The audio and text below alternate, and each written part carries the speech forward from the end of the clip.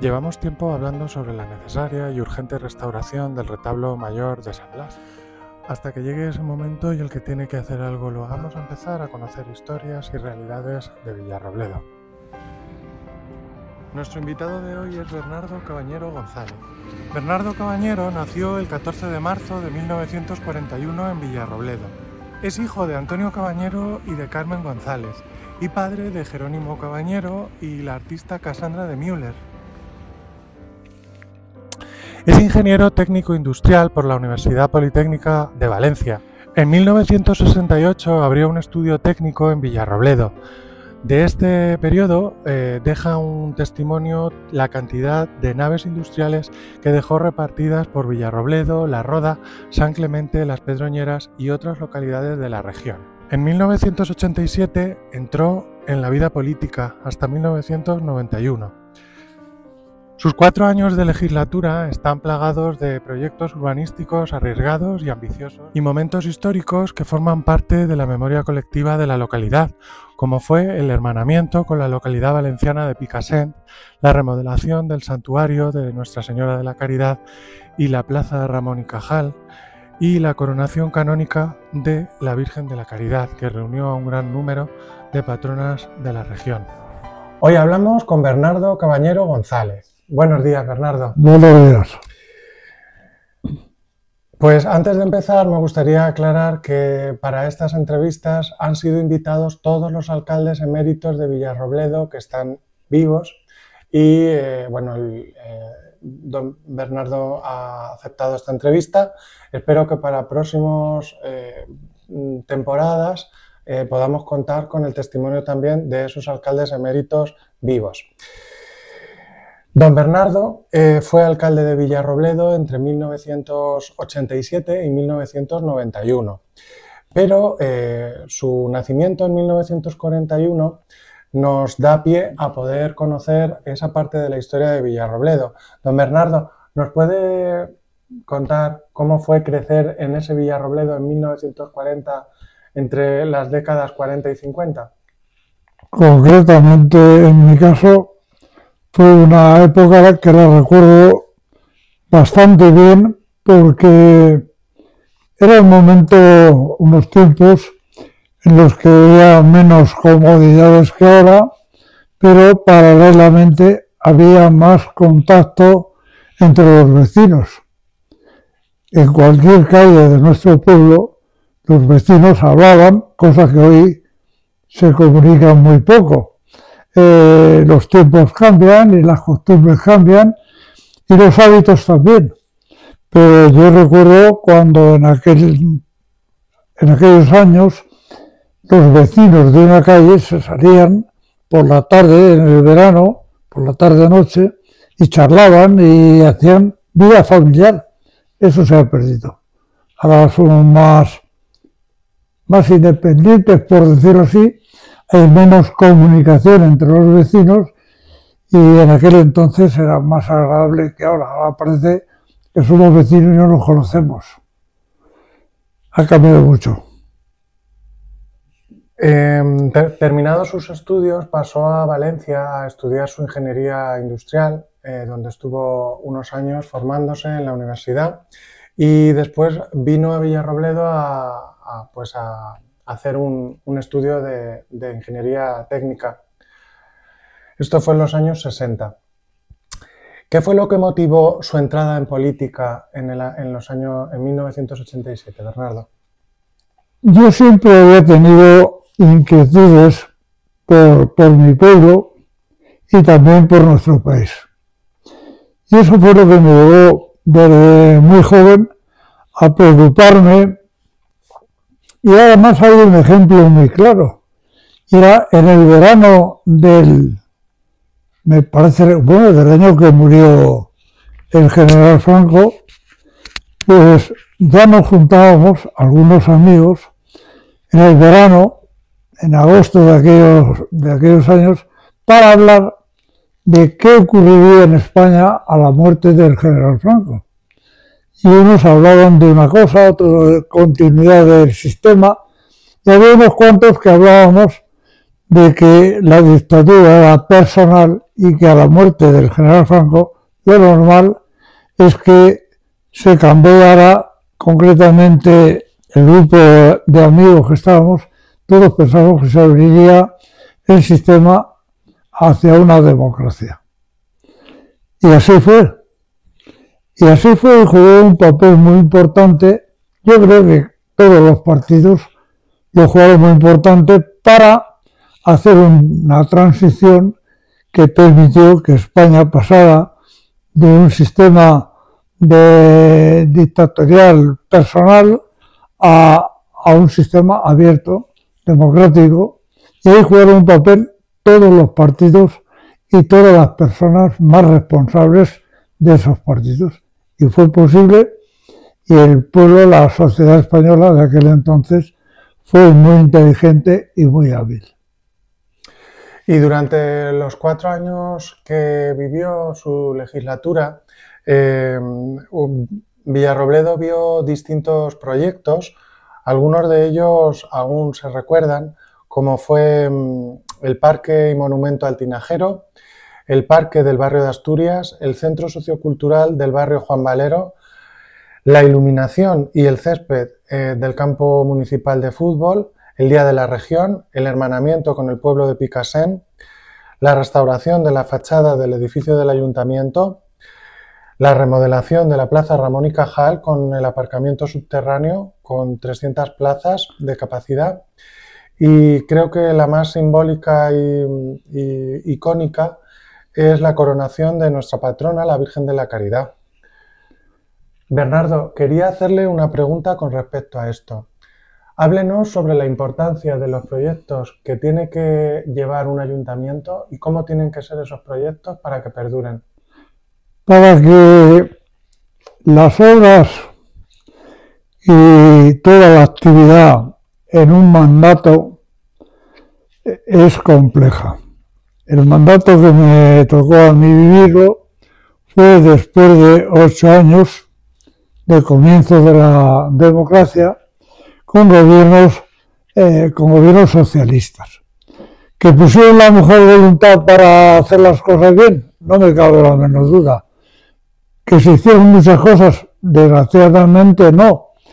Lo que sí se hizo fue permitir que se produjeran cambios en los gobiernos municipales, y tuve la suerte de ganar las elecciones de 1987, y que dio paso a un periodo de 4 años donde la actividad del equipo de gobierno fue enorme. ¿Y por qué fue enorme la actividad? Sencillamente porque conocíamos nuestro pueblo. Yo, concretamente, por mi trabajo, por mi profesión, conocía bastante bien, y más que muchos, qué era lo que tenía Villarrobledo, qué era lo que le faltaba y hacia dónde tenían que dirigirse nuestros esfuerzos para intentar entre todos que Villarrobledo mejorara. Y para que una cosa mejore, lo primero que hace falta es conocerla muy bien y saber en qué cosas hay que prestar más atención y en qué cosas son secundarias, porque el tiempo es escaso, la capacidad económica de los ayuntamientos está muy limitada y hay que seleccionar muy bien para priorizar el gasto en las cosas más importantes. En aquel entonces, Villarrobledo, tuvimos la suerte de gobernar y de hacer muchas cosas, y muchas que no se conocen. Por ejemplo, la revisión del Plan General de Ordenación Urbana. Villarrobledo tenía un Plan General de Ordenación Urbana que no permitía demasiado el desarrollo, y era porque no se partía de la situación real. No se partía de que Villarrobledo era un pueblo en aquel entonces eminentemente agrícola, y al ser un pueblo eminentemente agrícola, su economía es lenta, los cambios son lentos y el desarrollo es a largo plazo. Sin embargo, cuando una ciudad quiere ser moderna y necesita ser moderna, tiene que cambiar, no hacer desaparecer la agricultura, eso es imposible. Villarrobledo tiene una componente agrícola muy poderosa, por su extensión, por su término municipal y también por un modo de vida durante muchísimos años que era la agricultura. Y Villarrobledo ha sufrido una gran transformación en los últimos 30 años hacia una industria bastante poderosa con empresas muy importantes que tienen su sede en Villarrobledo y su origen también la tienen en Villarrobledo. Y eso hay que tenerlo en cuenta a la hora de cómo evoluciona. El movimiento en los pueblos eminentemente agrícolas es lento. En los pueblos o industriales o del litoral el movimiento es mucho más rápido. Y eso es muy importante a la hora de la actividad que se pueda desarrollar en un pueblo. No tiene que ver nada Villarrobledo de ahora con el Villarrobledo de los años 60, 65, 70. Ha cambiado poderosamente. Y, don Bernardo, quería hacerle una reflexión. Gracias a la obra del padre de la caballería de Portillo en el siglo XVIII, sabemos que la plaza Ramón y Cajal siempre ha sido plaza. Fue plaza cuando llegaron los primeros fundadores en 1292 y nos dice el padre de la caballería de Portillo que había en el centro de esta plaza una encina donde se colgaron unas campanas hasta que se construyó el campanario de San Blas, y esas campanas sonaron solas un día especial que hubo un funeral, dando lugar a un milagro muy famoso en la antigüedad. Y esta plaza fue declarada Conjunto Histórico Artístico, junto con su ayuntamiento y la iglesia de San Blas. Este conjunto histórico-artístico ha sufrido distintas remodelaciones. La suya fue una de las más importantes, siendo la primera plaza de un pueblo de Albacete que consiguió tener un parking público en su subterráneo. Esto fue algo muy importante porque, lógicamente, da una funcionalidad a una plaza pública que hasta ahora no se venía teniendo, y consiguió quedar muy bien integrado los dos edificios del ayuntamiento, por un lado renacentista, con la fachada oeste de la iglesia de San Blas de estilo gótico. Tanto en su estética como en su distribución de elementos urbanos, consiguió crear un ambiente agradable en torno a una gran fuente que actualmente preside una rotonda en Nueva Villa. Quería hacerle una pregunta con respecto a esto y lo vamos a hacer de dos maneras. Le voy a presentar dos preguntas y va a poder usted elegir si contesta una, las dos o ninguna. La primera pregunta sería: ¿este parking público no está adaptado a personas con discapacidad o con limitación de movilidad al no tener ascensor? Y la segunda pregunta sería: ¿cómo ha visto la evolución de esta plaza con el paso de los siglos hasta el momento actual? Y sobre todo, si se ha conseguido conservar ese entorno mítico de lo que era la plaza Ramón y Cajal o la Plaza Mayor. Vamos a ver. Estamos hablando, o vamos a hablar, de la plaza más importante que tiene Villarrobledo. La plaza de Ramón y Cajal es la primera gran plaza que tiene nuestro pueblo. Y de ahí que haya sido mi preocupación, nuestra preocupación, en que se le dé el trato que se merece. Nuestra plaza tiene tres condicionamientos, dos muy importantes y otro que parece olvidado y que poca gente lo menciona.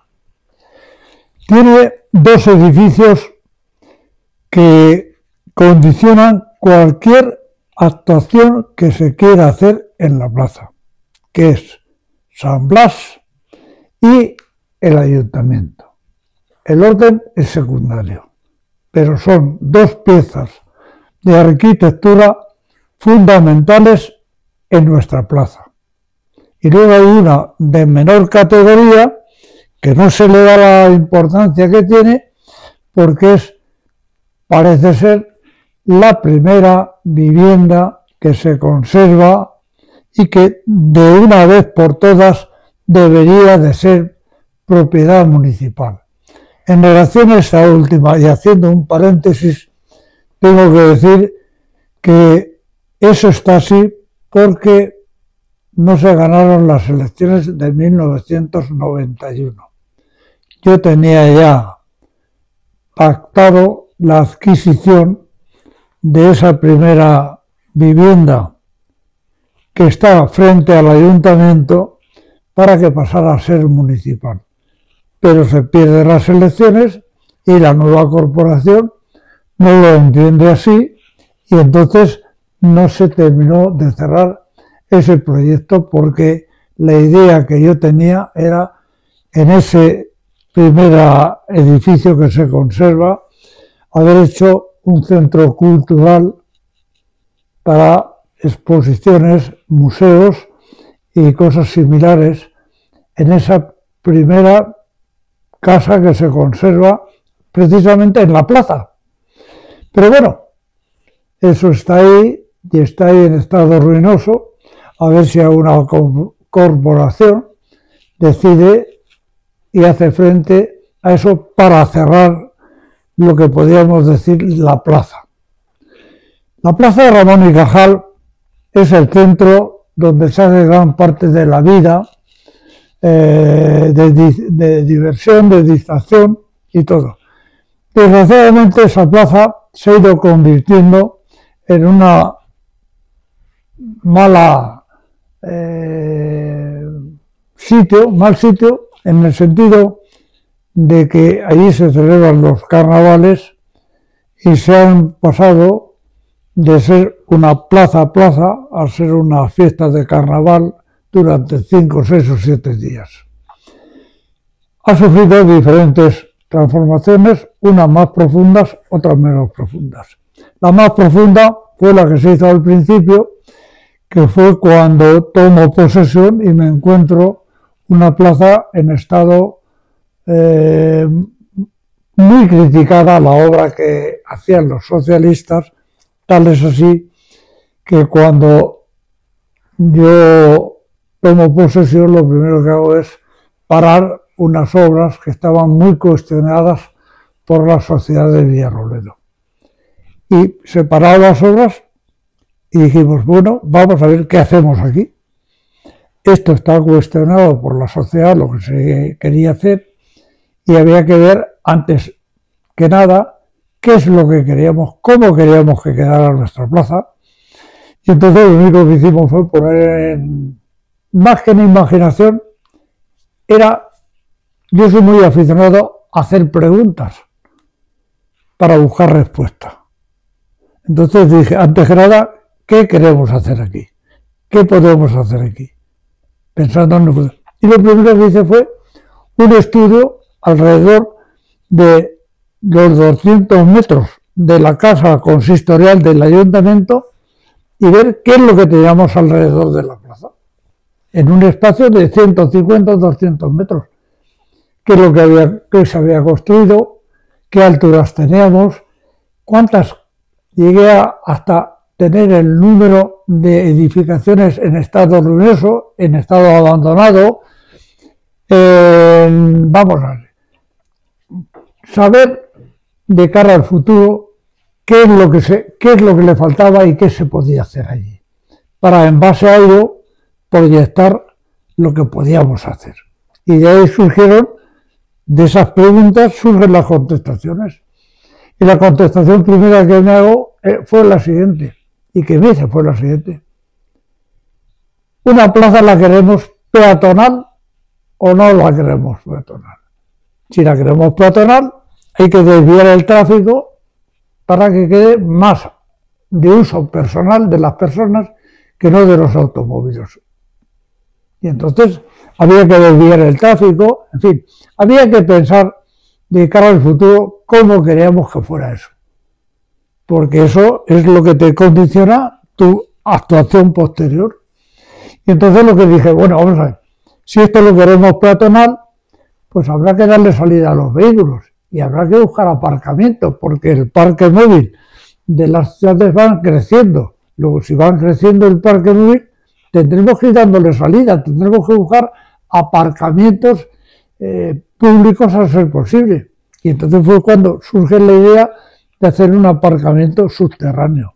Pero todos esos productos, claro, todos esos productos de ir pensando cómo queríamos que fuera nuestro pueblo de cara a 20, 30 años. ¿Que al aparcamiento subterráneo le falta un ascensor? Pues claro que le falta, que lo tenían que haber hecho en la última hora.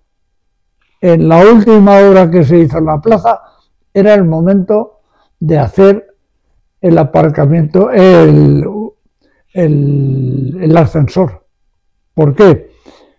Porque los establecimientos públicos los tienes que dotar de los medios modernos para hacerlos más viables.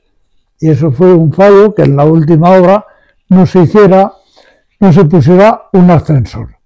Pero bueno, en cualquier momento no es fácil, porque hay momentos en que se hacen las obras y es el momento adecuado.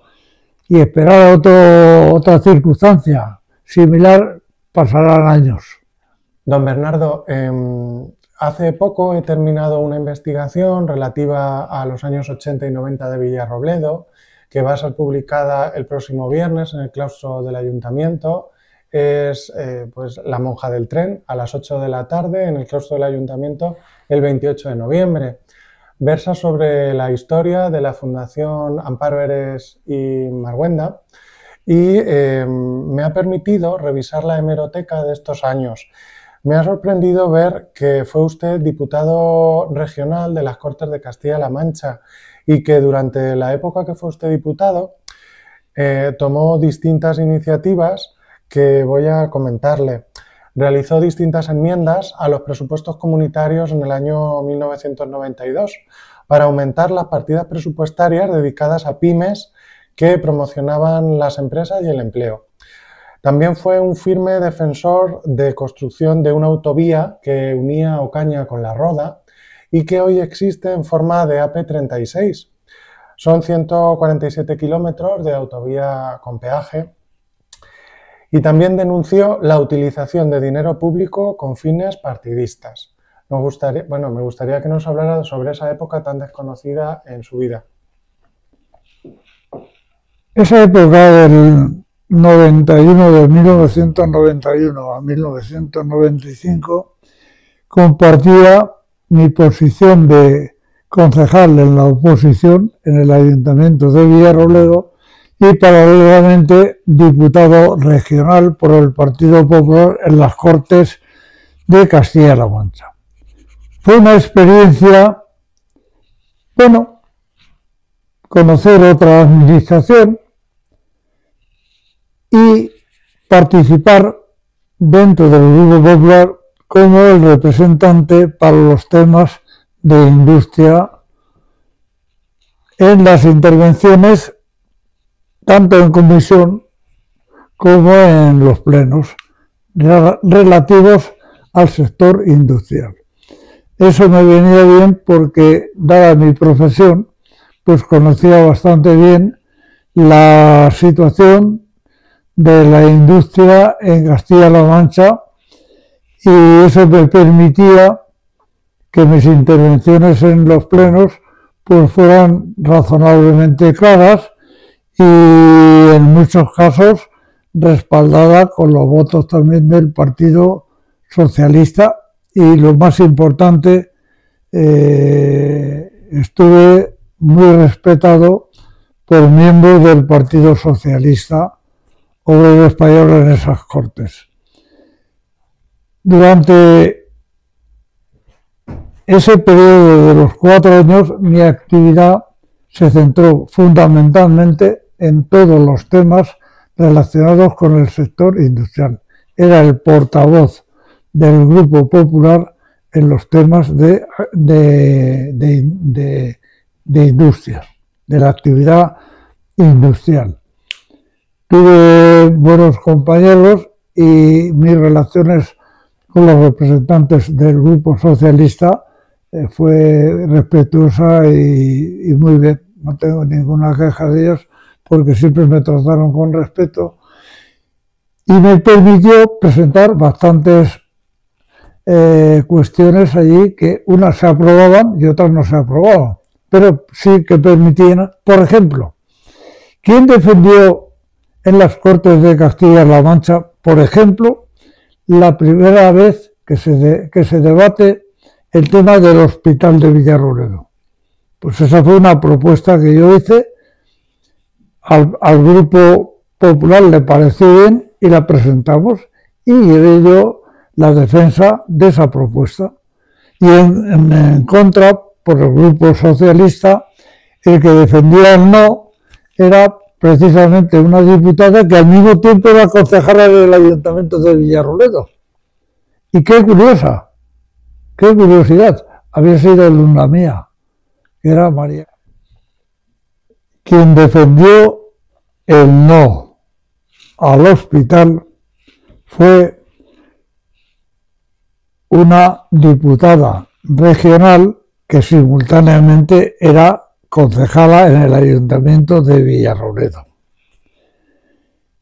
Y el que defendía el sí, la propuesta del hospital en Villarrobledo, era yo, que coincidía que era diputado regional y al mismo tiempo concejal en el Ayuntamiento de Villarrobledo.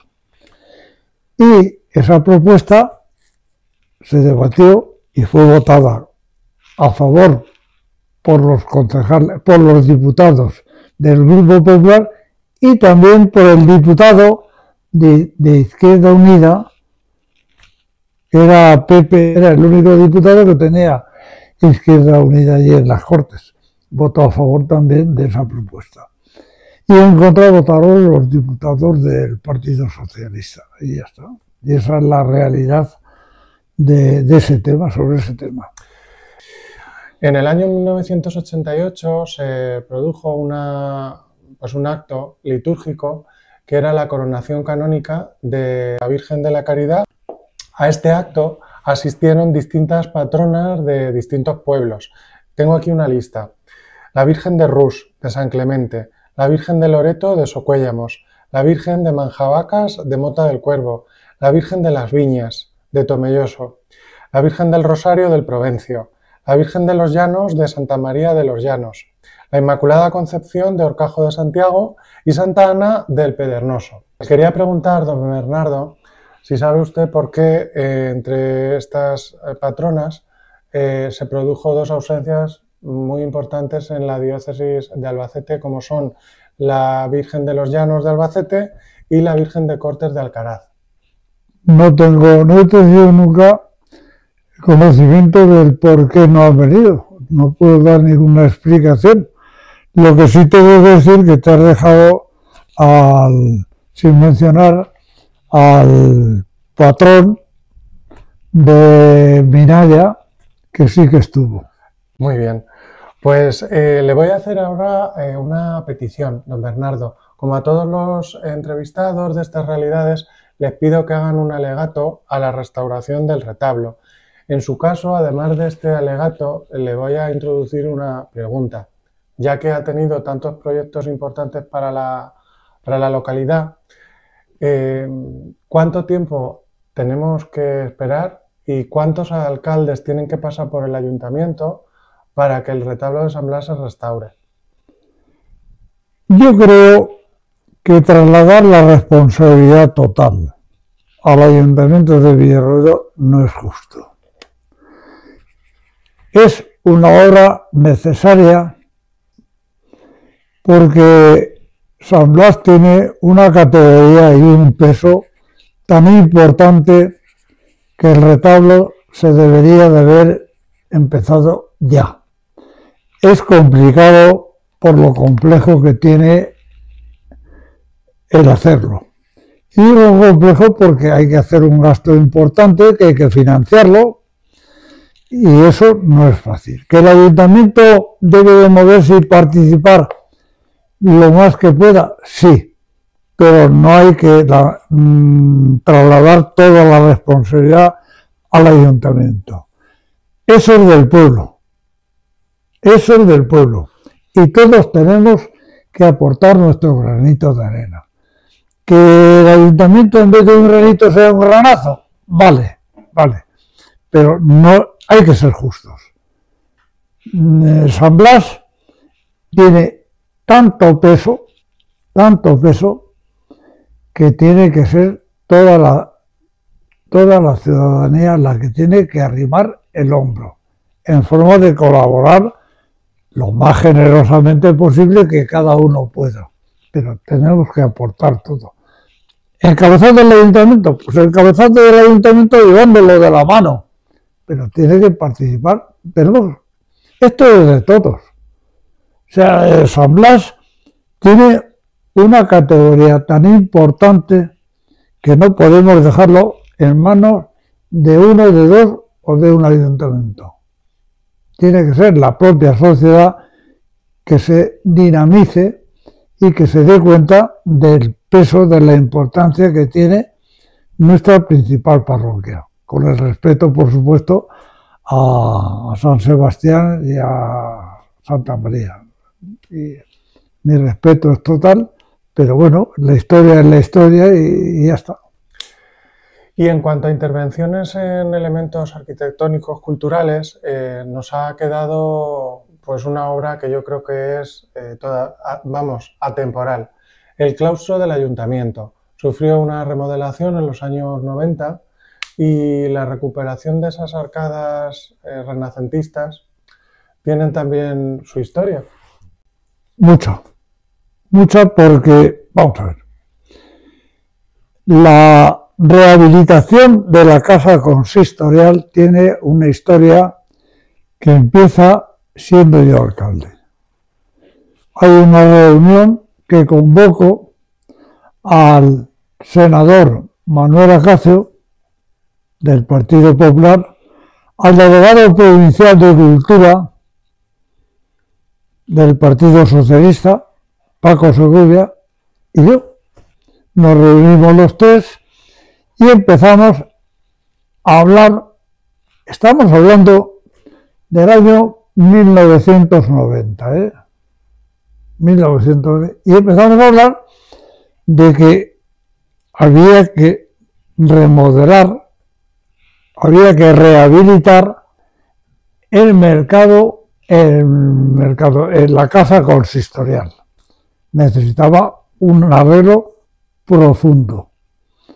Y yo reuní a estas dos personalidades políticas, a un senador del Partido Popular y a un delegado de Cultura provincial, que había sido diputado nacional y concejal del Ayuntamiento de Villarroel, que era Paco Segovia, reunirnos para que tomaran conciencia de que eso había que hacerlo y que había que financiarlo. Y yo juntaba a las dos partes, a un diputado que había sido Paco Segovia, que era delegado de Cultura del Partido Socialista, y a un senador en activo, que era Manuel Acacio del Partido Popular, para que entre unos y otros pudiéramos empezar a mover los hilos. Y los hilos eran muy sencillos. ¿Cómo se podía financiar aquello? Y ahí se empezó la historia en 1990. Paco Segovia gana las elecciones, el Partido Socialista gana las elecciones en el 91 y acometen este tema. Lo primero que hacen es encargar el proyecto a un arquitecto. Un arquitecto, por cierto, experto en rehabilitaciones, como era el que lo hizo. Pero no estuvo fino en el proyecto. Y ese proyecto lo critiqué muy duramente. Yo lo estudié cuando lo entregaron al ayuntamiento y vi que aquello no se correspondía con lo que yo entendía que debía de ser. Lo critiqué duramente. Paco Segovia me llamó un día y me dice: oye, nos estás poniendo bien. Digo, no, estoy criticando un proyecto que desde mi punto de vista no es el adecuado para esta rehabilitación que se quiere hacer. Y entonces, dice, ¿te importa que tengamos una reunión y me explicas el tema? Tuvimos una reunión, yo le di mi opinión sobre todo lo que me parecía mal y paralelamente al mismo tiempo le iba dando las soluciones que yo veía sobre esas particularidades que yo criticaba. Lo entendió perfectamente y toda la remodelación, la rehabilitación que se hizo fue siguiendo lo que yo le había contado a Paco Saviar. Paco Saviar lo entendió perfectamente y lo que quedó fue una rehabilitación bastante buena, porque, por ejemplo, en el proyecto que se nos presentaba había el claustro del ayuntamiento estaba lleno de oficinas. Y lo primero que se ha dejado es uno de los claustros más bonitos de casas consistoriales que hay en Castilla-La Mancha. Gracias a la crítica que yo hice, a los planteamientos que hice y también a la inteligencia de Paco Segovia al entenderlos bien y aceptarlos. Y así se hizo. Pues para terminar su entrevista, le voy a hacer una pregunta de reflexión. En estos 40 años la vida política ha cambiado mucho, solo hay que ver una sesión del Congreso de los Diputados o un pleno en el Ayuntamiento Municipal para darse cuenta que el lenguaje y la forma de hacer política ha cambiado. Me gustaría preguntarle a don Bernardo si hoy, en el año 2025, ¿se volvería usted a meter en política? Vamos a ver, la política que hacíamos en aquel entonces no era blanda, pero sí respetuosa. O sea, tú podías criticar duramente al que estaba en el gobierno, o a mí me podían criticar duramente, pero los modales se respetaban. Los modales eran otros. Ahora hay un ambiente de excesiva tensión y lo peor de este ambiente en los plenos municipales o no municipales es que se trasladen a la sociedad. Ese es el riesgo que se tiene. Y es un tema que todos, los de un sitio y los del otro, los del gobierno y los de la oposición, tendrían que tener cuidado, ser cuidadosos y evitar. Se puede debatir, pero hay que debatir con respeto y, a ser posible, sin faltar a la verdad. Hay gente que tiene una opinión distinta de la que tú tengas y no tiene por qué dar el cabezazo, pero tampoco le da derecho a faltar el respeto unos a otros. Hay que hacerlo, la crítica distendida, y cuando hay que criticar, pero hay formas de criticar y ser respetuosos. Se puede decir lo mismo sin faltarle. Por ejemplo, en la época mía yo tenía la costumbre de que tanto en pleno como en comisión yo le decía a todos de usted, a todos. Y ahora pues es menos frecuente eso. Hay otros hábitos, otras costumbres. Debe ser que los tiempos cambian. Evidentemente los tiempos cambian. Pero pueden cambiar a mejor, a peor o como sean. Pero cambian. ¿Por qué? Porque la vida cambia, y las costumbres cambian, y los hábitos cambian. Pero hay formas de hacerlo de una manera u otra. Y por lo visto algunas veces, con demasiada frecuencia, pues no lo hacen de la mejor manera que se podía hacer, pero bueno. Pero no me ha contestado, ¿se volvería a meter a política? No, vamos a ver, yo he sido muy feliz cuando he estado en política. Yo he tenido la suerte que todo lo que he ido haciendo en mi vida me ha ido gustando y me ha gustado. Y he disfrutado, pero la política tiene su tiempo. Y máxime cuando, como en mi caso, siendo alcalde, es el único alcalde en Villarrobledo, desde que hay democracia, que no ha tenido una paga, que no he tenido un sueldo de la política. Yo he vivido siempre de mi trabajo. Y hasta ahora, todos los demás han ido cobrando, más o menos, pero esa es una forma de ser. Yo me planteé mi paso por la política como un hobby, como una cosa que era dedicar un tiempo de mi vida a mi pueblo, porque mi pueblo es lo que más quiero. O sea, de las cosas materiales, de ciudades, de tal, es Villarrobledo. Yo en Villarrobledo he sido y sigo siendo muy feliz y me encuentro muy a gusto. Y ya está. Y si volviera a hacer, lo haría otra vez.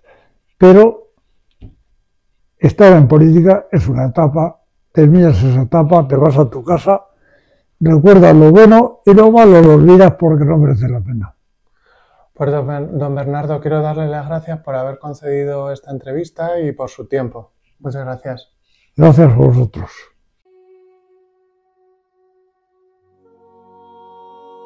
La Real Academia de Bellas Artes de San Fernando tiene por objeto fomentar la creatividad artística, así como el estudio, difusión y protección de las artes y del patrimonio cultural, muy particularmente de la pintura, la escultura, la arquitectura, la música y las nuevas artes de la imagen.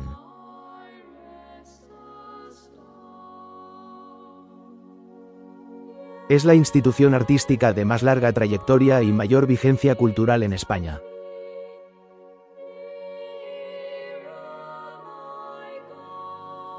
En 1970, declaró conjunto histórico-artístico a la Plaza Ramón y Cajal de Villarrobledo. La protección del patrimonio cultural no es solo una opción, sino una obligación de los poderes públicos. Esta obligación se materializa en la adopción de medidas para su conservación y promoción. El patrimonio cultural es el pilar de la identidad, y su erosión es un reflejo de la erosión de lo que nos hace únicos como pueblo.